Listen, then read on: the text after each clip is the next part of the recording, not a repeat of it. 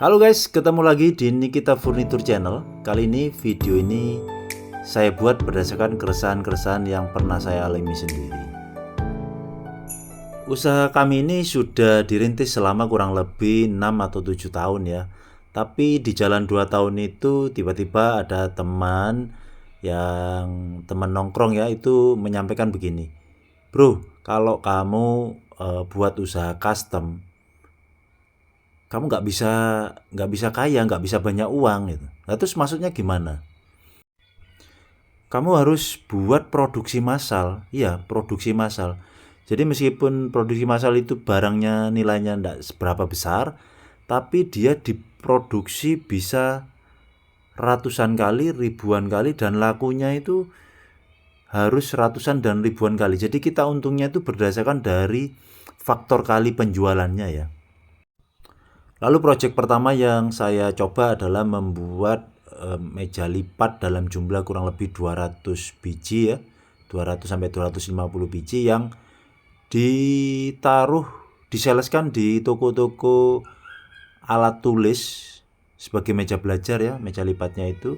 Dan karena ketidaktahuan itu dipasarkan dengan cara konsinyasi. Dan bagaimana hasilnya? Jalan guys, jalan. Tapi ada yang nantinya itu 1 bulan atau 2 bulan habis baru bayar, ada yang 6 bulan, ada yang 3 bulan, dan macam-macam. Dan intinya itu cara seperti itu tidak menguntungkan ya. Mungkin yang benar itu kalau ada kelebihan modal bisa dengan cara diproduksi massal, disaleskan ke toko-toko yang dianggap sebagai saluran distribusi usaha kita, tapi dengan cara minimal ada jatuh tempo lah. Misalkan 2 minggu, 3 minggu, atau 1 bulan. Itu masih lebih masuk akal ya. Asalkan barangnya memang benar-benar jalan. Lalu terpikir lagi, gimana caranya kalau cara itu tidak tepat, gimana caranya kita custom tapi dengan proyek-proyek besar. Lalu kita amati di kota kita itu misalkan ada pembukaan kafe masif, warung masif, pembangunan kos-kosan sekitaran kampus masif. Berarti ini potensi gitu ya. Nah, akhirnya dibentuk semacam tim pemasaran, disediakan brosur. Jadi kita semacam membuat model-model, misalkan masuk ke kos-kosan, kita buat model lemari, kita buat model dipan, meja belajar, dan lain-lain kebutuhannya itu. Lalu kita pasarkan ke orang yang dianggap bisa memutuskan, oh ya saya akan beli barang ini gitu ya. Dan itu 2024 itu berhasil guys, berhasil. Kita mengerjakan kurang lebih besar dan kecil ya, 9 rumah kos, dan itu dampaknya luar biasa.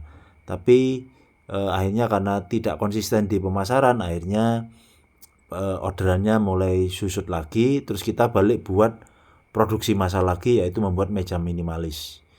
Dan itu kita pasarkan ke toko-toko mebel dengan cara tunai, ke pengrajin-pengrajin sofa yang membutuhkan produk-produk kita. Itu juga jalan tapi tidak terlalu besar.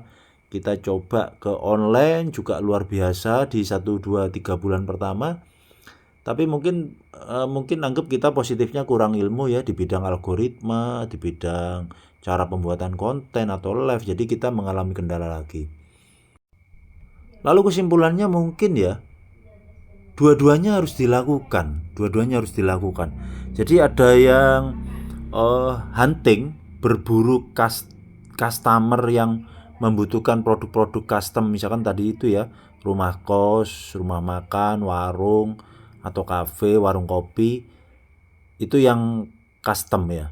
Terus yang massal itu tadi itu. Jadi intinya dua-duanya itu, custom maupun produksi massal, itu harus diproduksi berbarengan. Nanti kita tes apakah itu berhasil apa enggak ya. Karena kalau kita hanya mengandalkan custom, saat kita menunggu orderan itu sudah benar-benar waktu yang terbuang dalam 1 bulan itu benar-benar terbuang ya.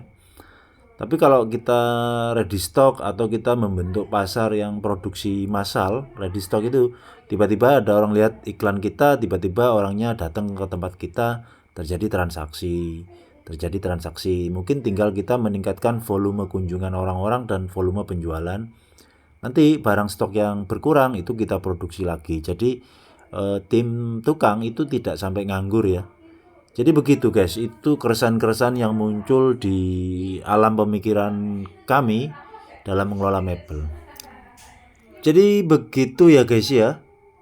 Kalau dari apa yang saya sampaikan tuh ada yang kurang berkenan, saya mohon maaf. Tapi kalau ada saran, ada pertimbangan atau masukan atau pengalaman dari teman-teman semua yang bergerak di bidang usaha sejenis, silakan komen aja di kolom komentar ya. Terima kasih yang sudah menyimak. Sampai ketemu di video berikutnya. Salam bertumbuh.